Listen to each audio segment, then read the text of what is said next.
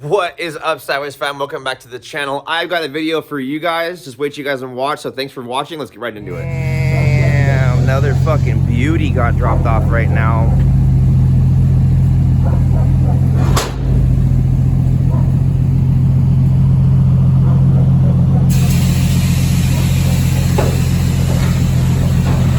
Got the boy Philly over here. Got Joey's brother here. Fuck. Got the airbag trailer. Oh, this thing's all hooked up inside. Got the hydro. On both sides, yeah. Alrighty, guys. Well, it's a new day. Got the energy drink. Let's go hop right into it with Romans Is300. Obviously, Z's gone. Videos are up. Check them out. This is what we're working on right now. Let me go ahead and flip the camera and let you know what we're going to do today. So we got the IS. I've actually already gone ahead and pulled the ECU out. I'll get into that later of what we're going to be doing with that. I got to kind of get all these old piece together videos kind of all put together. And yeah, right now I'm pretty much just going to do a walkthrough of the car and show what's done, what I'm going to be doing, what I need to pull apart, and what's all going to happen. So KBD body kit, car's beautifully painted. Obviously, you got to keep the car inside because it's super nice. Not get anything dirty, so we got to be super diligent to make sure that everything stays pretty, not get scratched, everything. So, car's extremely low. I'm definitely going to have to use probably the extensions to get underneath the frame to not fuck up his body kit or fuck up the paint. So, I got to jet the car up. Front bumper probably comes off pretty easy. I'm going to go ahead and remove the front bumper. Intercooler isn't crazy as far as being a big core, so we're obviously not going to go for a lot of power with this intercooler. I'd say this intercooler is probably only good for about 500 horsepower. Anyways, brackets are cool, no big deal. It looks like, you know, possibly a grill possibly fits in. Don't know if he's going to run one, don't really care. So radiator, no problem. Mishimoto OEM radiator goes to the switch. This catch can is complete bullshit. This is your eBay special, guys, your Amazon special with hose clamps, and that's just not how we do it. Also, it's just vented atmospheric, and we only have one side, not both sides. So I already went ahead and ordered him the radium fittings. We're going to do our typical catch can for our Is300 or Z cars that we do. He wants to keep the heater. I mean, it's pretty ugly, but you know, I think he said he wanted to keep the heater, so we're going to go ahead and leave that on there. I don't know exactly which manifold this is, but I do know it's V-band. I do know that we do have some really weird, basically the welded on turbo elbow for the stock 1J hasn't welded on the front of the turbo. Not really against it, kind of ghetto. The welds are kind of ugly too, but I mean, whatever, no big deal. It's gonna work. And this is apparently some kind of pulsar turbo with this Kingawa wastegate or whatever that's on it. Don't really know a lot about this.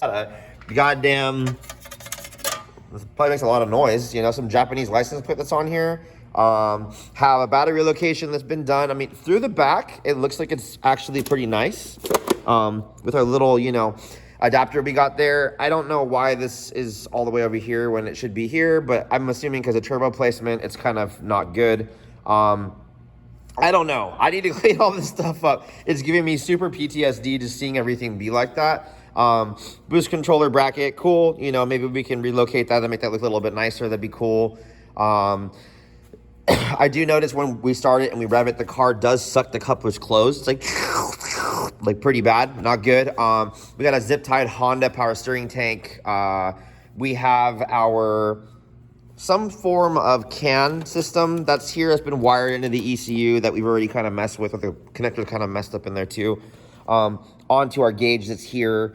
I can show that later. The interior is fucking amazing in this thing. So super, super happy about just dealing with a very beautiful car.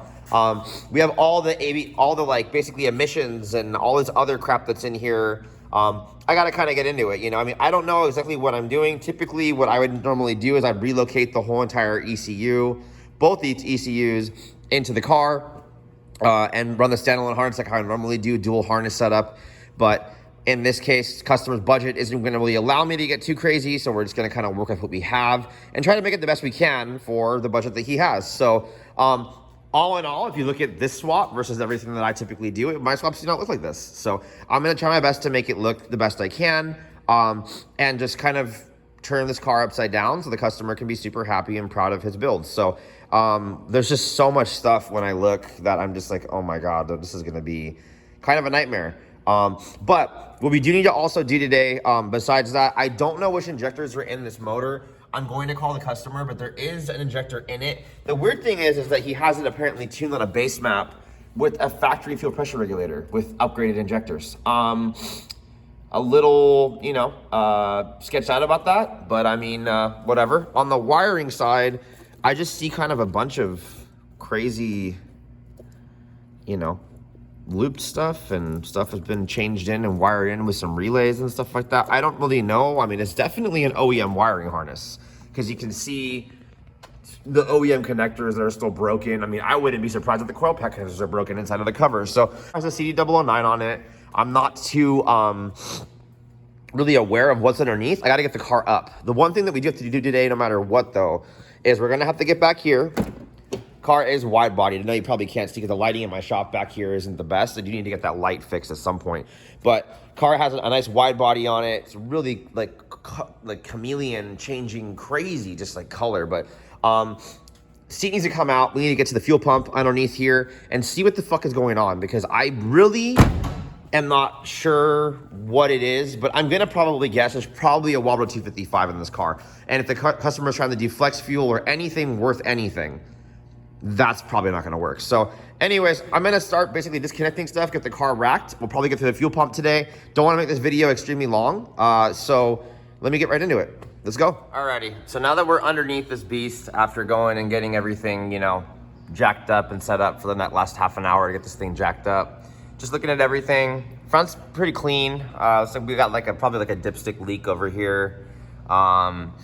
Definitely just residue, stuff like that. When we get back to here, the customer had said that he had thought it had a rear main seal leak, which I can see by them sitting there and being like, oh yeah, there's oil right here. But if you look at down the transmission on this side, there's nothing there. The back of the flywheel is dead dry. When you get in here and actually look up and in here at the back of the housing, there's no oil leaking at the housing. So a lot of the times, which is kind of funny, you know, when it comes to mechanics and customers, they like to sit there and tell you what's wrong with the car. Not that I'm talking shit or trying to be a dick or anything, but you know, typically mechanics will just go ahead and do what, you know, they've told you to do, because they've told you to go ahead and do your rear main seal leak. Well, when you go from here and run all the way up to here, you can see oil leaking, you know, right there on the pipe, which means it's coming up from higher, which means you probably have a valve cover gasket leak from up there by the bolt. Let me see if I can get this up in here and kind of get a decent shot. But up there on that bolt right there, that's where the oil is running down and actually coming down to all this, where you're getting all this nasty shit, and then running down the bell housing to here. And that's where you're getting your leak from. Now, I mean, I could go ahead and do the rear main seal leak and just do the rear main seal anyways, but since customer's kind of on a budget and I'm looking at everything and there's a lot of work that we actually have to do, let me go ahead and go through some more things that I kind of noticed and saw. And this is just for peace of mind and for knowledge for the customer and everything too, you know. Like here, we have our ground wires completely eroded and it's actually gotten hot and started to melt. So I don't think that he had good enough ground on this motor at one point. Kind of weird, but I mean, that's whatever. Going over into here on this side, just looking kind of crazy. We have our OEM fuel line just open. Looks like they used the evap line or something like that for the return line, and then ran a whole new feed line, it looks like, to a radium micron, you know, fuel filter, which is necessary for E85. So good for them for actually doing that. Most people don't actually do that, so that's good. But I mean, I don't really know what's going on with the fuel system. Good thing we're getting to the back in this video as well to see what's going on. But here as well, I did want to also get a video of this. I mean, just looking really quickly, if you look at the bushing in here for his rack, it's totally fucked. So what's happening too is it's gonna be a drift car. He's got all this badass PBM suspension, you know, drop, you know, roll center adjusters, you know, the whole like drop knuckle kind of idea, all these adjustable arms in the front and actually in the rear. just totally badass, dude. Like that's awesome. I'm not looking, I need to look and see if all this stuff is even tight, but anyways, I mean, you got the upper, the lower. This sounds like someone spent a lot of money on suspension. They even have the fucking solid bushings in the subframe, which means they're probably as well, let me see. Yep, he even has them in the subframe and the differential, which is fucking badass. So car's gonna fucking rip. Exhaust is 3-inch. We got the nice the new style adapter, hydro release bearing for the fucking adapter plate. Probably the Collins adapter. It looks like it was the Collins shifter assembly, it looks like, from the back. So, I mean, I don't know if I'm gonna get into that, depending on if we pull the motor or not, if we're gonna actually look up in there and see what's going on. But I mean, hey, he's got it in the center of the car, and I mean, you can see actually as well, I wanted to show this in the video too, some people were like, oh yeah, it's simple. You have to beat the living shit out of the firewall. I don't know if you can see this, but the firewall started here. If you look straight up, they beat all that in the whole way around. So someone actually took their time doing this. That's pretty badass. You know, no rear main seal leak, rear output shaft seal leak. Yeah, I mean, just a lot of okay parts that are kind of iffy that need to be kind of fucked with, and you know, a few small things. So I mean, I don't know, I need to talk to the customer and see exactly what we're doing. If we're doing like the waterline delete and a bunch of other stuff like that, I see it necessary to do this and pull the motor out. You know, like there's a lot of stuff that could be cleaned up and fixed in the bay while we're at it, but I just don't know. I'm not really sure yet. This is just me kind of brainstorming.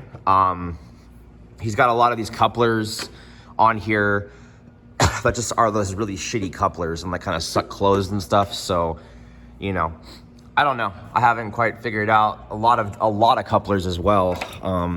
Just looking at everything, you got a coupler here, a coupler here, a coupler there, and you had a coupler up there. I mean, it's so close to the fucking radiator.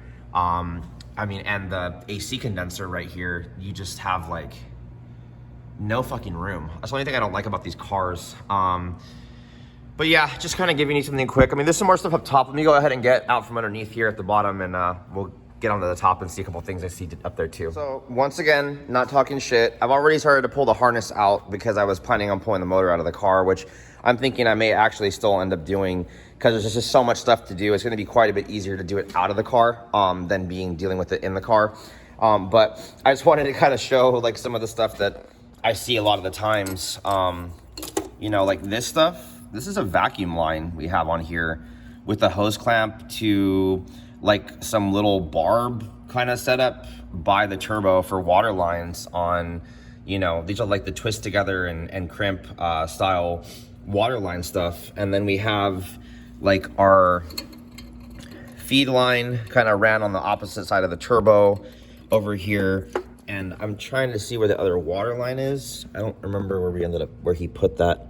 It actually, as funny as it is, I think he only has water coming in. I'm not sure. Actually, you know what? Hold on. Yeah, you got it over here on this side. So this is the adapter we're running for the other water line with hose clamps, and looks like he's crimped it on to like a fitting for a pneumatic like impact gun. Yeah, I don't know. Very funny with like no clamp down here at the water line off the bottom of the water pump. I could see on like an oilless setup when you have to run water lines. Yeah, I mean, it does make sense to go ahead and do that. Usually I just hack these off on any aftermarket turbo setup. I don't know if it's recommended or they say that we have to run water, but typically I just delete the water lines and just run straight oil. Yeah, the drain line's kind of cool. He is running kind of a funky adapter in between that too. I mean, just kind of just a lot of, there's so much stuff going on. It's kind of just a little overwhelming, but even looking at valve covers, let me get this peeled back again. I mean, you can kind of see the residue from the valve covers. Even back here, kind of what that was back here too. So I'm probably still gonna say that we had more of a valve cover leak. You can actually see all the residue back here that was leaking, that maybe they just replaced the valve cover gaskets, or they just did that and just haven't cleaned up after everything. That's why there's so much oil everywhere. But we're definitely also, something that I definitely want to show too. I mean, since this is so close back here, and this whole setup, let me see if I can actually get it where it's supposed to be. Hold on one second. I'm having fucking problems. But anyways, I can see why they definitely trying to move this, because it's melting the fucking harness or the rubber. I don't know if he melted wires. I definitely probably should get in here to make sure, because obviously this was very close to here. But I mean, like, the thing is if we just wrap the downpipe, or get a downpipe that angles a little bit better, like away from this, I mean, it would be possible to do it. I mean, it's pretty ugly anyways, so I mean, I don't see why wrapping it would be a problem.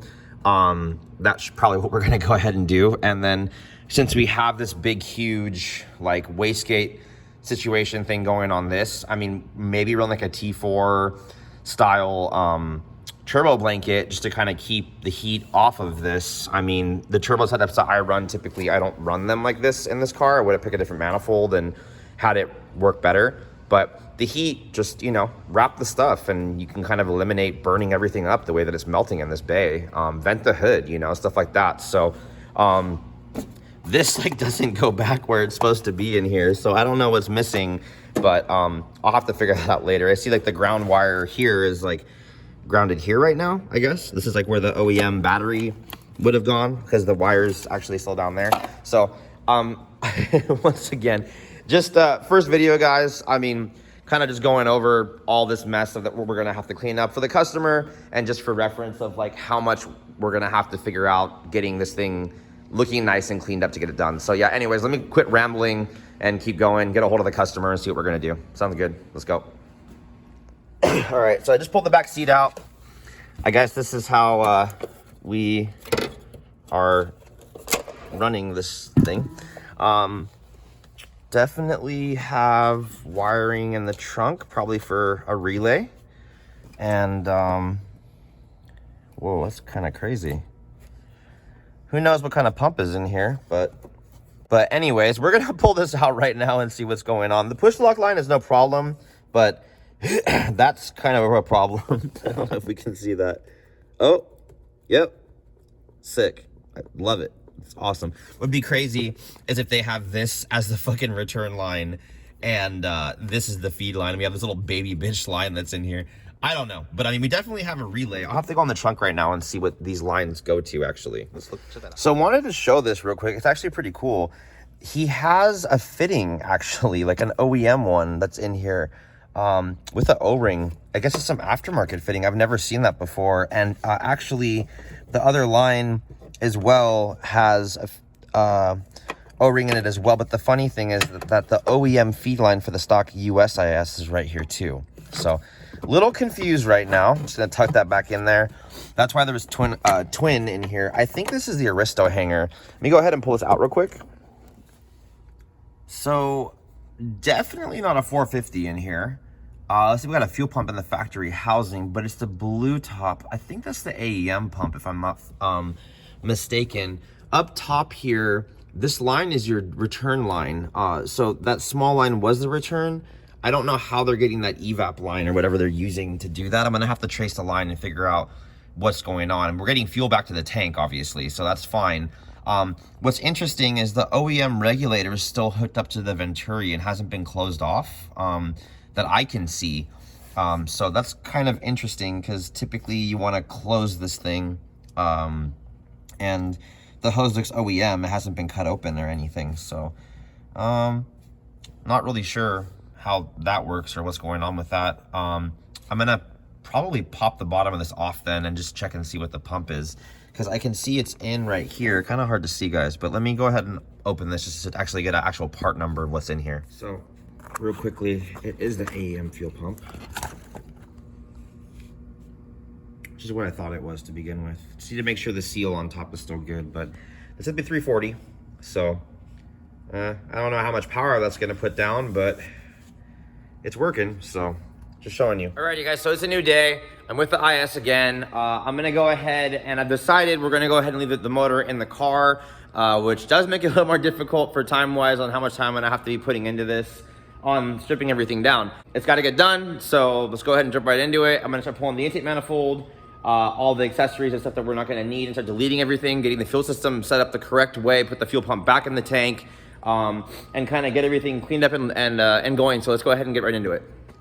So I know I haven't really ever gone into this because I usually do a lot of stuff out of the car and generally do it like this when I'm doing a swap. But basically the IS is a really small engine bay, so it is kind of a pain in the ass with this car. But we're gonna go ahead and I gotta remove all this emission stuff down here with the OEM fuel pressure regulator and all the little vacuum lines and all that other stuff to get enough room to get in. The bolts on a 1J are actually straight farther down, like way down here. So you don't have a lot of room. It's gonna kind of suck. It's on the factory harness too, so that's even worse too. But they all go straight in. There's basically like a whole section here that has the injector runner assembly, and you have a gasket on this side and this side. It's not like a 2J where they're like kind of at an angle where you can get to them. It just was designed like that by Yamaha. So anyways, let's go ahead and start ripping it apart. I got a lot of stuff to pull apart today, a lot of stuff to be deleting, and we'll get right into it. Alrighty, well, let me show you where we're at. All the stuff's out. Got everything all cleaned up over here. We got a little bit of welding to do, some delete stuff. Everything over here is done as well. Just checking the measurement on the back of the rail. We don't have very much room, so I mean, we're gonna either have to use the OEM barb attachment or we'll just do the 180 just to dash 6 push lock line. The regulator we need to go ahead and unbolt and remove. These are already pulled off. 1 second. I did go ahead and already pull this off once already. The injectors, just so the customer can actually see, they're already etched 1000 cc with the flow on them. So we don't have to even check in the ECU. It's already there written down. Already have everything deleted. The dampener's gone. We got all of the lines and all the evap stuff and all the vacuum lines and everything we're going to be going ahead and removing as well. Got to run a bypass line underneath there. And then also I'm going to fasten this heater line to the firewall and kind of make it so I can actually get to the valve covers instead of having stuff lay over. I got the whole entire wiring harness just kind of pulled up and out. A lot of stuff I need to cut out and loom and everything too. So I'm probably going to pull the whole harness out. But just kind of showing where we're at. So probably going to end the video here and have the next video be the rest of all the fuckery we're doing. And, you know, got a good Shiner knuckle buster a second ago on pulling that line off. So yeah, let's go. Alrighty guys, so I hope you guys enjoyed this video. Got a lot of stuff going on, a lot of stuff we got to do on this thing still. Gonna be really, really cool when we're done. Super excited about the car. My buddy Roman is super excited to get the car done too, so we're trying to kind of power through this. So yeah, see you guys in the next video. Thanks for watching. Till next time guys, peace.